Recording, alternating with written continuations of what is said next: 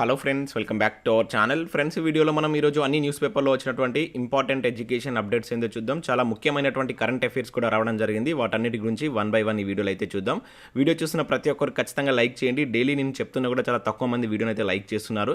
ఖచ్చితంగా లైక్ చేయండి. ఈ వీడియోకి అయితే నేను 1000 లైక్స్ ఎక్స్పెక్ట్ చేస్తున్నాను. ఎవరికైతే యూజ్ ఉంటుందో వారికి షేర్ చేయండి. అదేవిధంగా సబ్స్క్రైబ్ చేసుకొని చూడండి. రెగ్యులర్గా మీకు జాబ్ అప్డేట్స్ అంతాయి. మన టెలిగ్రామ్ గ్రూప్లో కూడా జాయిన్ కాండి. సో దాంట్లో కూడా జాబ్ అప్డేట్ షేర్ చేస్తున్నాను. మీకు చాలా యూజ్ ఉంటుంది. ఆ గ్రూప్లో కంపల్సరీ జాయిన్ కాండి. లింక్ కింద డిస్క్రిప్షన్లో ఉంటుంది. ఫ్రెండ్స్, మన ఛానల్ ద్వారా గ్రూప్ 4కి సంబంధించినటువంటి ఫుల్ వీడియో కోర్సు జస్ట్ 500 రూపీస్కే 6 months వ్యాలిడిటీతో అయితే అందించడం జరుగుతుంది. కంప్లీట్ కోర్సు మన యాప్లో అయితే అందుబాటులో ఉంది. శాంపిల్ క్లాసెస్ విన్న తర్వాత నచ్చితే దానికి సంబంధించిన కోర్స్ అయితే తీసుకోండి. ఇక కరెంట్ అఫైర్స్ పీడిఎఫ్ కూడా అందుబాటులో ఉన్నాయి. 20 రూపీస్ పర్ మంత్ చొప్పున చెల్లించి మీరు పీడిఎఫ్స్ అయితే తీసుకోవచ్చు. అండ్ అదేవిధంగా టెస్ట్ సిరీస్ ఉన్నాయి. తెలంగాణ చరిత్ర, తెలంగాణ ఉద్యమ చరిత్ర, అదేవిధంగా జనరల్ సైన్స్ సంబంధించిన టెస్ట్ సిరీస్తో పాటు జనరల్ స్టడీస్ సంబంధించినటువంటి షార్ట్ హ్యాండ్ రైటింగ్ నోట్స్ కూడా ఉంది. దాన్ని మన యాప్లోనే డౌన్లోడ్ చేసుకునే విధంగా అయితే నోట్స్ ఉంటుంది. ఒకసారి దానికి సంబంధించి sample PDFs and sample test అనే యాప్లో ఉంటాయి. యాప్ డౌన్లోడ్ చేసుకొని చెక్ చేసిన తర్వాత నచ్చితే వాటికి సంబంధించిన కోర్స్ అయితే తీసుకోండి. ఈరోజు న్యూస్ పేపర్లో వచ్చినటువంటి అప్డేట్స్ కనుక చూసినట్లయితే మనకు ఫస్ట్ అప్డేట్ వచ్చేసి మునుగోడు ఎన్నిక తర్వాత వరుస నోటిఫికేషన్లు అనే టైటిల్ తోటి ఆంధ్రప్రభ న్యూస్ పేపర్లో ఒక అప్డేట్ అయితే చూడవచ్చు. సన్నద్ధమవుతున్న TSPSC ఒక్కో నోటిఫికేషన్కు గ్యాప్ ఉండేలా ప్రణాళికలు అని చెప్పేసి ఇక్కడ ఇచ్చారు. సో ఇక్కడ ఉన్నటువంటి పూర్తి ఇన్ఫర్మేషన్ కనుక చూసినట్లయితే ఇక ఉద్యోగ నోటిఫికేషన్లు వరుసగా వెలువడనున్నాయి. మునుగోడు ఉప ఎన్నిక తర్వాత నోటిఫికేషన్లు విడుదల చేసేందుకు తెలంగాణ రాష్ట్ర పబ్లిక్ సర్వీస్ కమిషన్ TSPSC ఆ దిశగా కసరత్తు చేపడుతుందని చెప్పేసి ఇక్కడ ఇచ్చారు. మునుగోడు ఉప ఎన్నికల షెడ్యూల్ ఉండడంతో ST రిజర్వేషన్ పెంపుతో కొంత నోటిఫికేషన్లకు బ్రేక్ పడినట్లుగా అయితే తెలుస్తుంది. అయితే మునుగోడు ఉప ఎన్నిక సమయం దగ్గర పడుతుండడంతో ఇక నోటిఫికేషన్లు వేసేందుకు అటు ప్రభుత్వం TSPSC సన్నద్ధమవుతున్నట్లయితే తెలుస్తున్నట్లు ఇక్కడ ఇవ్వడం జరిగింది. నవంబర్ 3న పోలింగ్, 6న ఓట్ల లెక్కింపు ఉండడంతో ఆ తర్వాత ఎప్పుడైనా గ్రూప్ 2 లేదా గ్రూప్ 4 ఇతర నోటిఫికేషన్లు వెలువడనున్నట్లు తెలుస్తుందని చెప్పేసి ఇచ్చారు. ఇప్పటికే గ్రూప్ 1 ప్రిలిమ్స్ పరీక్ష జరిగింది. SI కానిస్టేబుల్ ప్రాథమిక రాత పరీక్ష ఫలితాలు ప్రకటించడంతో ఇక ఏమాత్రం ఆలస్యం చేయకుండా 3-4 నెలల గ్యాప్తో వరుసగా గ్రూప్ 2 అదేవిధంగా గ్రూప్ 4తో పాటు మిగతా ఉద్యోగ నోటిఫికేషన్లు ప్రకటించేందుకు TSPSC ప్రణాళికలు రచిస్తుందని చెప్పేసి అయితే ఇక్కడ జరిగింది. సో రాష్ట్ర ప్రభుత్వం మొత్తం మనకు 80,000 పోస్టుల భర్తీకి చేయాల్సిందని చెప్పేసి నిర్ణయించిన నేపథ్యంలో దాదాపు ఇప్పటివరకు 53,000 పోస్టులకు సంబంధించి ఆర్థిక శాఖ అయితే అనుమతించింది. దానిలో 21,500 పోస్టులకు అయితే మనకు నోటిఫికేషన్ రావడం జరిగింది. మిగతా నోటిఫికేషన్లకు సంబంధించి సో ఈ ఎన్నికలు తర్వాత వీటికి సంబంధించినటువంటి నోటిఫికేషన్లు వరుసగా రిలీజ్ చేయాలని ప్రభుత్వం చూస్తున్నట్లయితే ఇక్కడ ఇచ్చారు. సో వాటి కోసం నిరుద్యోగులు కూడా చాలా ఎదురు చూస్తున్నట్లుగా ఇక్కడ ఇవ్వడం జరిగింది. మరి చూద్దాం ఈ ఎన్నికలు అయిన తర్వాత ముఖ్యంగా ఇక్కడ గ్రూప్ 2 గ్రూప్ 4 నోటిఫికేషన్ల గురించి అయితే చర్చించడం జరిగింది. సో ఎన్నికల తర్వాత నోటిఫికేషన్లు వచ్చేటువంటి ఛాన్స్ అయితే కనబడుతున్నట్లయితే ఈ ఆర్టికల్ ద్వారా అయితే మనం అర్థం చేసుకోవచ్చు. సో నెక్స్ట్ ఇక్కడ మనం గ్రూప్ 1కి సంబంధించి ఒక ఇంపార్టెంట్ అప్డేట్ అయితే చూడవచ్చు. గ్రూప్ 1 పేపర్ల తారుమారులో తప్పైవరిది అనే టైటిల్ తోటి ఇక్కడ ఒక న్యూస్ అయితే మనం చూడవచ్చు. ఇది మనకు వెలుగులో వచ్చినటువంటి న్యూస్. వారమైన క్లారిటీ ఇవ్వని TSPSC ఇన్విజిలేటర్ల తప్పుందన్న కలెక్టర్, ఇప్పటికీ ఎవరిపైన చర్యలు తీసుకునే అధికారులు, ఆ 47 మంది 7 గంటలు సెంటర్లోనే ఎట్లున్నారు, అభ్యర్థుల్లో అనుమానాలు, కోర్టుకు వెళ్లే అవకాశం అనేటువంటి ఇన్ఫర్మేషన్ ఇక్కడ మనం చూడవచ్చు. సో ఇక్కడ పూర్తి ఇన్ఫర్మేషన్ కనుక చూసినట్లయితే గ్రూప్ 1 ప్రిలిమ్స్ క్వశ్చన్ పేపర్ తారుమారుపై ఇంకా అనుమానాలు తీరడం లేదు. పరీక్ష జరిగి వారం దాటినా ఇంకా తప్పు ఎవరిదో TSPSC తేల్చలేదు. ఎవరిపైన చర్యలు తీసుకోలేదు. దీంతో అందరిలో అనుమానాలు బలపడుతున్నాయి. ఈ నెల 16న హైదరాబాద్ SFS స్కూల్ సెంటర్లో జరిగిన గ్రూప్ 1 ప్రిలిమ్స్ ఎగ్జామ్పై ఇంకా వివాదం కొనసాగుతుందని చెప్పేసి ఇక్కడ ఇవ్వడం జరిగింది. సో ఇక్కడ ఇంకా పూర్తి ఇన్ఫర్మేషన్ కనుక చూసినట్లయితే సిటీలోని 3 సెంటర్స్లో 47 మంది అభ్యర్థులకు ఇంగ్లీష్ తెలుగు క్వశ్చన్ పేపర్లకు బదులు ఇంగ్లీష్ ఉర్దూ క్వశ్చన్ పేపర్లు ఇచ్చారు. అయితే దీంతో ఆ 47 మందికి ఆందోళన చేయడంతో కలెక్టర్ వచ్చి సర్ది చెప్పి పరీక్ష రాయించారు. అయితే ఉదయం 10:30 నుంచి మధ్యాహ్నం 1 గంట వరకు జరగాల్సిన పరీక్షను వీరికి మధ్యాహ్నం 1 గంట నుంచి 3:30 వరకు నిర్వహించారు. సో ఈ సెంటర్తో పాటు సిటీలోని మరో 2 సెంటర్లోనూ ఇంకొందరికి ఇదే పేపర్లు తారుమారు కావడంతో సేమ్ సమయాన్ని ఇచ్చారని చెప్పేసి ఇక్కడ ఇవ్వడం జరిగింది. అయితే మీడియాలో వచ్చాకే సంప్రదించిరు అని చెప్పేసి కూడా ఇక్కడ ఇచ్చారు. అంటే మొదటగా మనకు మీడియాలో ఈ వార్త వచ్చిన తర్వాతనే దీనికి సంబంధించినటువంటి ఇన్ఫర్మేషన్ TSPSC చర్యలు చేపట్టిందని అంటే ఇక్కడ ఇవ్వడం జరిగింది. 3 సెంటర్లో పేపర్లు తారుమారు, పరీక్షల ఆలస్య విషయాన్ని బయటకు చెప్పకుండా అధికారులు మొదట దాచిపెట్టారు. పరీక్ష జరిగిన 4 రోజులకు విషయం మీడియాకు వచ్చిన తర్వాతే అధికారులు స్పందించారని చెప్పేసి ఇక్కడ ఇవ్వడం జరిగింది.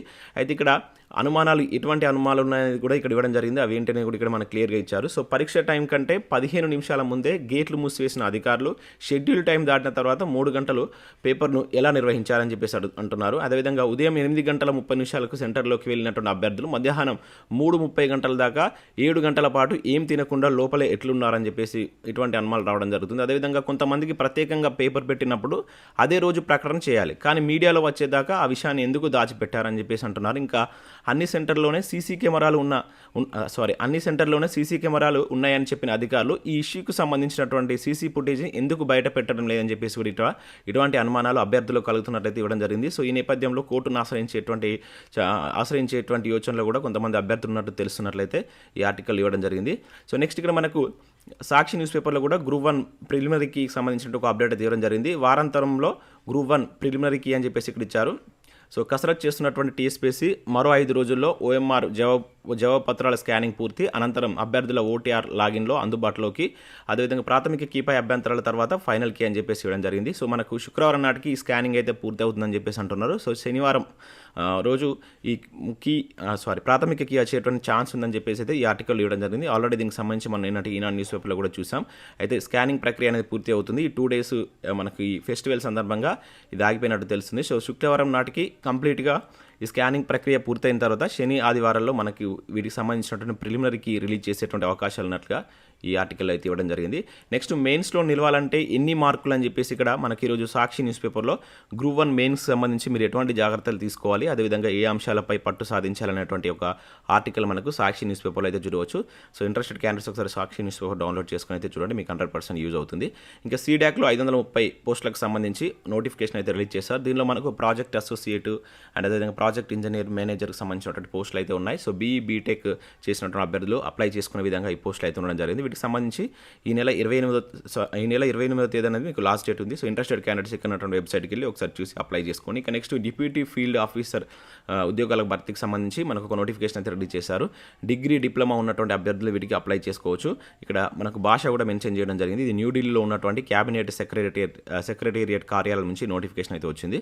సో దీనికి సంబంధించి ఇక్కడ మీరు ఈ వెబ్సైట్కి వెళ్ళి పూర్తి వివరాలు చూసి ఇంట్రెస్ట్ ఉంటే అప్లై చేసుకోండి. ఇంకా సెంట్రల్ ట్రైబల్ యూనివర్సిటీలో కూడా ఇది ఏపీలో ఉన్నటువంటి ట్రైబల్ యూనివర్సిటీ నుంచి నోటిఫికేషన్ అయితే రిలీజ్ కావడం జరిగింది. సో అంటే ఇది మనకు సెంట్రల్ ఇది కనుక ఎవరైనా అప్లై చేసుకోవచ్చు. సో వీటికి సంబంధించినటువంటి పోస్టులు ఇక్కడ అసిస్టెంట్ లైబ్రేరియన్ కావచ్చు, సెక్షన్ ఆఫీసర్ లాంటి పోస్టులు, స్టెనోగ్రాఫర్ లాంటి పోస్టులు అయితే ఉన్నాయి. సో 12th క్లాస్ ఇంటర్మీడియట్ తోటి అదేవిధంగా బ్యాచిలర్ డిగ్రీ తోటి మాస్టర్ డిగ్రీ తోటి అప్లై చేసుకునే పోస్టులు అయితే ఉన్నాయి. ఇక్కడ పోస్టుల వివరాలు అయితే ఇవ్వలేదు, ఇక్కడ 12 పోస్టులు అయితే ఇచ్చారు. సో వీటికి సంబంధించి మీకు ఇంట్రెస్ట్ ఉంటే ఒకసారి వెబ్సైట్కి వెళ్ళి చూసి అప్లికేషన్ అయితే చేసుకోండి. సో దీనికి సంబంధించి ఆల్రెడీ మనం నిన్నటి అప్డేట్స్లో అయితే చూసాం.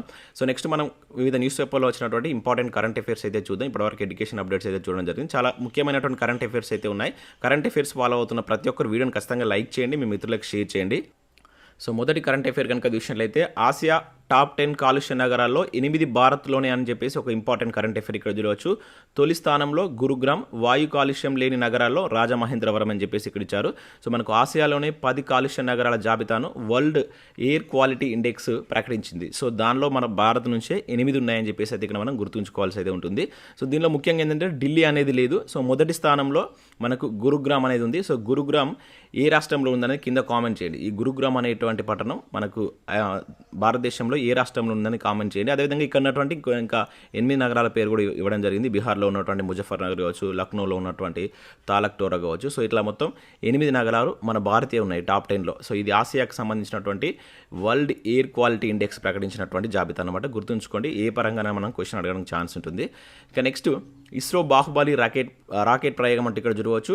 సో అది విజయవంతమైనట్టుగా మనం ఇక్కడ గుర్తుంచుకోవాల్సి అయితే ఉంటుంది. సో కక్షలోకి 36 OneWeb ఉపగ్రహాలు అని చెప్పేసి ఇక్కడ ఇవ్వడం జరిగింది. సో ఇస్రో ప్రతిష్టాత్మకంగా చేపట్టినటువంటి ఈ 36 శాటిలైట్ల ప్రయోగం అయితే విజయవంతమైంది. సో దీనికి సంబంధించిన ఆంధ్రప్రదేశ్లో ఉన్నటువంటి శ్రీహరికోటలోని సతీష్ ధవన్ స్పేస్ సెంటర్ నుంచి బాహుబలిగా పేరు పొంది బాహుబలి రాకెట్ అని చెప్పేసి కూడా అంటాం. GSLV Mark 3 యాక్చువల్గా. సో దీనికి చాలా పెద్దగా ఉండడం వల్ల బాహుబలిగా పేరు పొందినటువంటి రాకెట్గా మనం పిలుస్తాం.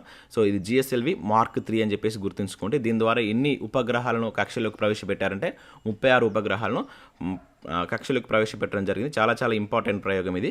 సో అదేవిధంగా జూన్లో చంద్రయాన్ 3 కూడా ప్రకటించినట్లు అంటే ప్రయోగించినట్లు ఇక్కడ ఒక అప్డేట్ అయితే మనం చూడవచ్చు. ఆల్రెడీ మనం 3 డేస్ బ్యాక్ కూడా ఈ చంద్రయాన్ సంబంధించి అయితే మీకు చెప్పడం జరిగింది. సో 2023 జూన్లో ఈ చంద్రయాన్ 3 ప్రాజెక్ట్ని చేపట్టినట్లు ఇక్కడ ఒక స్టేట్మెంట్ కూడా మనకు ఇస్రో చైర్మన్ సోమనాథ్ గారు అయితే చేయడం జరిగింది. చాలా చాలా ఇంపార్టెంట్, గుర్తుంచుకోండి. సో ఇవి డైరెక్ట్ అవ్వడానికి ఛాన్స్ ఉంటుంది. సో నెక్స్ట్ కరెంట్ అఫేర్ చూద్దాం. సో నెక్స్ట్ కరెంట్ అఫేర్ చూసినట్టయితే వెబ్ 3.0పై హైదరాబాద్లో జాతీయ సదస్సు అని చెప్పేసి ఇక్కడ ఇవ్వడం జరిగింది. సో నవంబర్ 3-4 హెచ్ఐసిసిలో నిర్వహించినటువంటి రాష్ట్ర ప్రభుత్వం.